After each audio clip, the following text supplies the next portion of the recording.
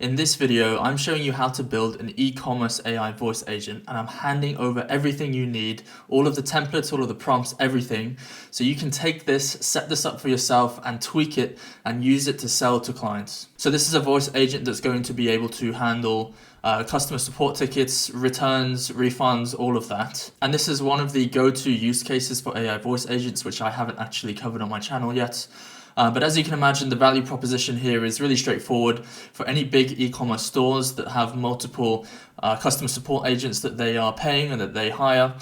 Being able to replace that with an AI voice agent system for a fraction of the cost is going to really help reduce those costs and just increase efficiency overall. So I've spent the last couple of days building this out for you guys so that you can add it to your arsenal of voice agents that you could potentially sell. So if you're someone who's looking to potentially start an agency selling these AI voice agents, then this is a really good starting point for you. And I'm going to walk you through exactly how you can set this up for yourself. So we are going to be using Vapi as our orchestration layer and n8n as our backend, and I'll show you how to set everything up. And then at the end, I'll go through a demo to show you exactly how it works and how to test it for yourself. So to begin with, we're going to get the n8n side set up.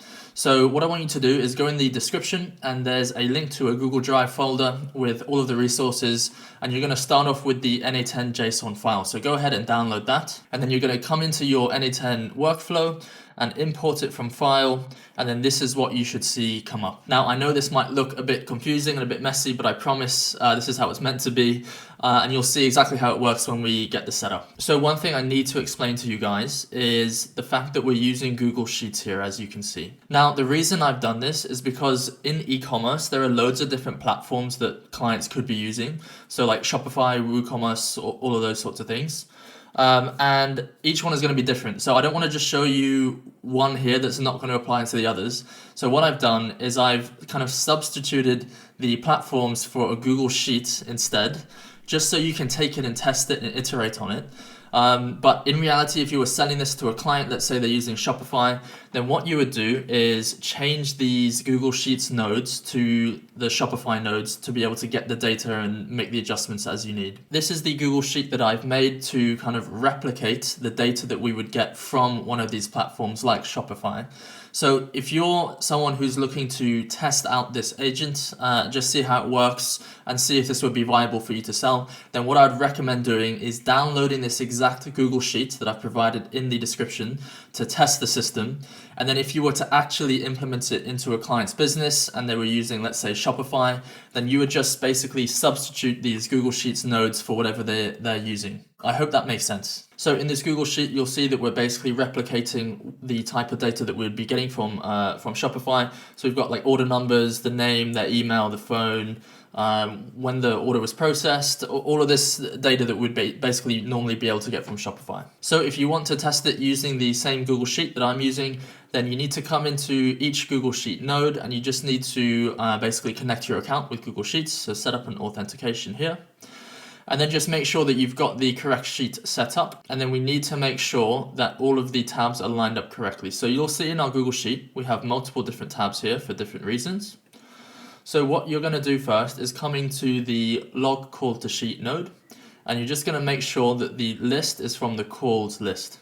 Okay, everything else don't touch. Then you're going to come into the log message to sheet list and make sure that it's the messages tab this time.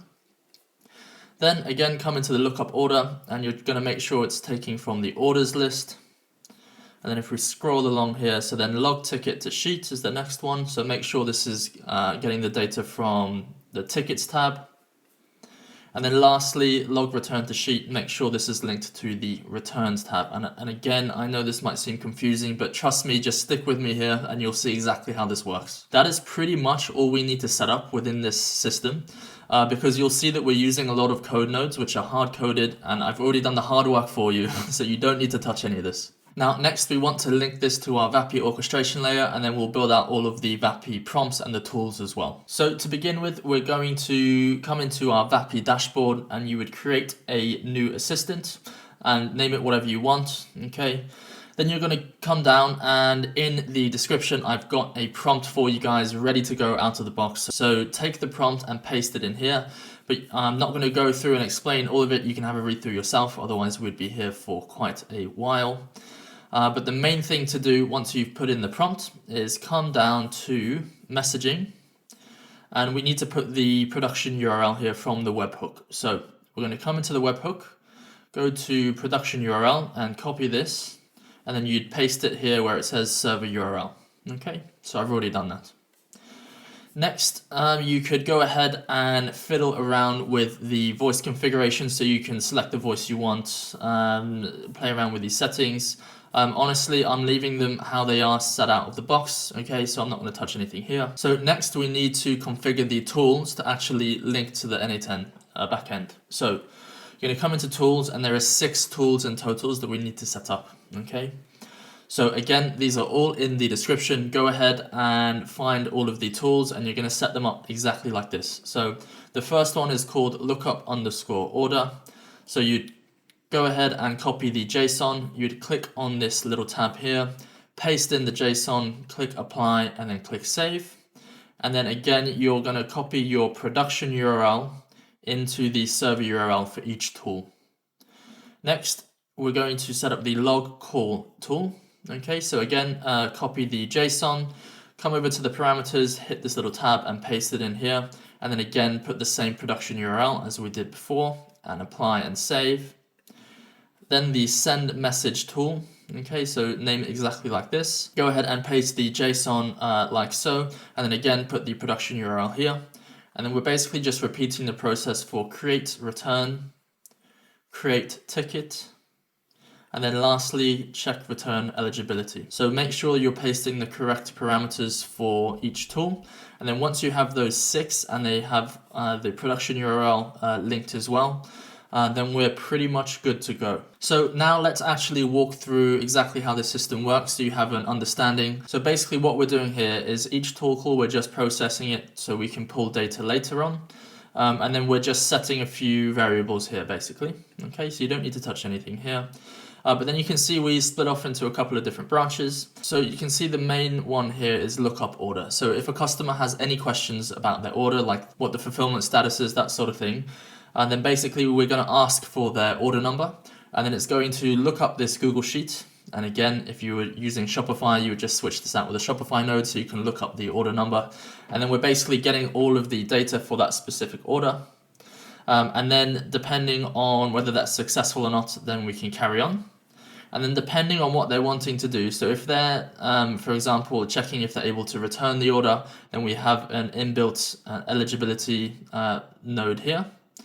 If it's not eligible, we're just going to let them know. And if it is eligible, then we can update the Google Sheet, and then we can ask them how they want to return the order, what their email is, and so on. If they're just simply wanting to know what the update is on their order, then it's going to go down this path here. So let's say it has been shipped and we've got a tracking link.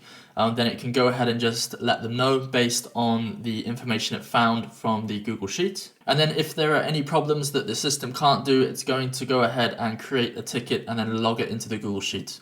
So this is a really important step because there's going to be situations which the voice agent can't actually deal with, and in which case we're going to basically log it as a ticket in the Google Sheets. And then in real life, what you would have happen is a human support agent could then go through the list of tickets that the agent wasn't able to handle itself, and then they can go ahead and deal with it. And then these two little nodes here are basically if they're requesting a callback or a text message like confirmation, then we're just logging all of this information in the Google Sheet as well. So again, you're going to see exactly how this works when we do the demo. So yes, I know this might be a bit confusing. So what I would recommend doing is downloading it and getting everything set up, and then just test it yourself. So give it a call, test it with different scenarios, and then just look at the execution data so you can actually see how the system works, and then you can change it and tweak it to your specific needs. So let's go ahead and actually give this a test and just see how it works. So I'm going to pretend to be a customer with an order number, and I'm going to want an update on my order, and then I'm going to want to check whether I can actually return the order, and then we'll just see how the system handles it. So I'm going to pretend that I am the customer with order number 1202. Okay, Mia. So let's go ahead and just give this a test. So order number is 1202. Hi, this is Debbie. How can I help you today? Hi, I was wondering if there was an update on my order. I can help with that. Could you please provide your order number so I can check the status for you? Yep, it's 1202. Thanks for the order number, Hamad1202. I see your order has been fulfilled and shipped via UPS with tracking number UP5346777758. Would you like me to text or email you the tracking link so you can check the latest delivery update? Would it actually be possible to return my order? Yes, your order is eligible for return. Would you like to return all items or just specific ones from your order? There were 2 Nebula USB-C charger 65W and 1 Nebula AirTag compatible tracker 2-pack included. Can I return everything? I've initiated a return for your entire order. I'll send you a return shipping label with instructions. Would you prefer it as a text or email? Email, please. I've just emailed you the return shipping label and instructions. Please print it and send all items back. We'll notify you when your return is processed. Is there anything else I can help you with today? Nope, that's great. Thank you. Okay, so obviously there are a few tweaks we could have made there. So I think listing out the entire tracking order a bit over the top, but those are simple prompt tweaks we can do. But if we have a look in our Google Sheet, so we went with order 1202, and we can see that it basically took the data from the Google Sheet and was able to tell us that it was shipped, and gave us the tracking number. And then we wanted to initiate a return. So you can see that the return has been initiated here. Again, this is just in Google Sheets. In reality, if we link this to Shopify or WooCommerce, we could actually initiate the return from there. And then it went ahead and asked whether we want to be emailed. And so again, in real life, you would link this with the Shopify node to email them directly. But in this case, we've actually just logged the message so that a human could potentially come in here and email them. So we've just recorded all of that information. So we've said that we want them, they wanted an email back, and then we've got the message that is personalized with their name, the product that they had and their order number, and it's going to send out the return shipping label. Okay. So again, to be very clear here, this is for demo purposes, and in real life, if you wanted to take this system and implement it, you need to adjust a few things like change out the Google Sheets, but this should give you a really good base. Okay, so we could then have a look through the execution data and just see how it all worked, but you can see each step is executed as a separate tool call. But that seemed to work pretty well. It was able to take all of the information we have about the order, relay it back to the customer, and then even initiate a return and create a response message that we could then email them. So what I would recommend doing now is taking this system, and if you're interested in potentially selling it, get it all set up, test it, tweak it, play around with it so you get a really good idea of how this system works, because obviously it's a bit of a complex system, and so you really just want to basically get a better understanding of how this system actually works. And then again, if you're going to actually implement a system like this, make sure you're changing it as needed and adding in a few of those extra bits and pieces depending on what your client is looking to get. So I hope that was useful. Again, everything is for free, completely for free in the description below. Just download everything, get it set up like I just showed you, and then give it a test for yourself. I hope that was useful. If you have any questions, please comment them down below. I will try and get back to you. If you're having any issues with the system, again, let me know. I'll see if we can kind of get that fixed for you.